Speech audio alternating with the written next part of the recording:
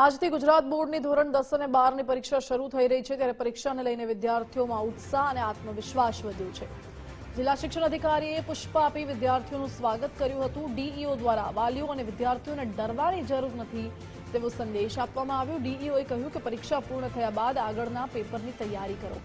કોઈપણ પ્રકારની અફવા કે ગેરમાર્ગે ન દોરાવવું જોઈએ। પરીક્ષા કેન્દ્ર પર મોઢું મીઠું કરાવીને વિદ્યાર્થીઓને આવકાર આપવામાં આવ્યો હતો।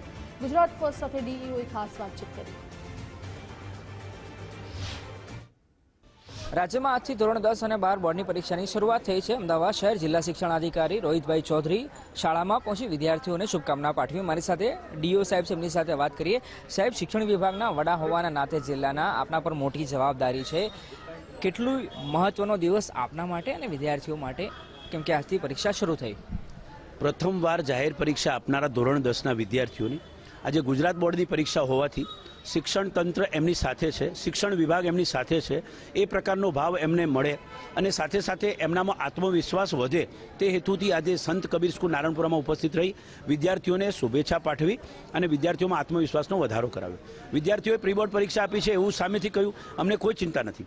આજે એમના ચહેરા ઉપરની ખુશી જોવા મળે છે કે ખાસ કરીને માનનીય પ્રધાનમંત્રીશ્રીનો કાર્યક્રમ જે છે પરીક્ષા પે ચર્ચા, એનો પણ અહીંયા સારો એવો અસર એમની થઈ હોય તેવું સ્પષ્ટ દેખાય છે અને સમગ્ર રીતે અમદાવાદ શહેરમાં ખૂબ સુંદર આયોજન પૂર્ણ કરવામાં આવ્યું છે અને તમામ જગ્યા ઉપર જે છે પરીક્ષાની શરૂઆત થઈ ગઈ છે। કેમ કે જેટલી ચિંતા વિદ્યાર્થીઓને હોય એટલી ચિંતા વાલીઓને પણ હોય। વાલીઓને, એમના પરિવારજનોને આપ કેવી રીતે આશ્વસ્ત કરશો? કેમ કે પાછલા કેટલાક દિવસોમાં શાળાનું જે વાતાવરણ રહ્યું હતું, ડરે નહીં, અફવા ન ફેલાય, એ સંદર્ભે શું આશ્વાસન આપના તરફથી?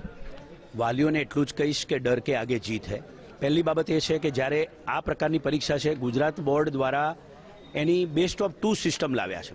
માની લો કે ખાસ કરીને કોઈ પેપર થોડું ઘણું પણ વીક જાય, ઓછા માર્ક્સ આવે તો ફરીથી પરીક્ષા તરત જ 2 મહિના પછી ગુજરાત બોર્ડ દ્વારા લેવાય છે। એટલે તમે ઓછા માર્ક્સ આવે તો પણ ફરીથી પરીક્ષા આપી શકો, ફેલ થાવ તો પણ પરીક્ષા આપી શકો। એટલે વાલીઓએ સૌથી પહેલાં પોતે આ બાબતે એવો સ્વીકાર કરી લેવો પડે અને બાળકોને પેપર પૂરું થઈ ગયું એટલે એની ચિંતા નહીં કરવી, નવા પેપરની ચિંતા કરવી અને એને ખાસ કરીને પેપર કેવું ગયું એના કરતાં હવે પેપર કેટલા બાકી રહ્યા, બસ આગળની તૈયારી કર, આટલો જ ભાવ વાલીઓને હું કહેવા માગું છું। અને એ પ્રકારે વાલીઓએ એઝ એ ફ્રેન્ડ તરીકે વિદ્યાર્થીઓ સાથે રહેવું જોઈએ અને એ પ્રકારે વર્તવું જોઈએ।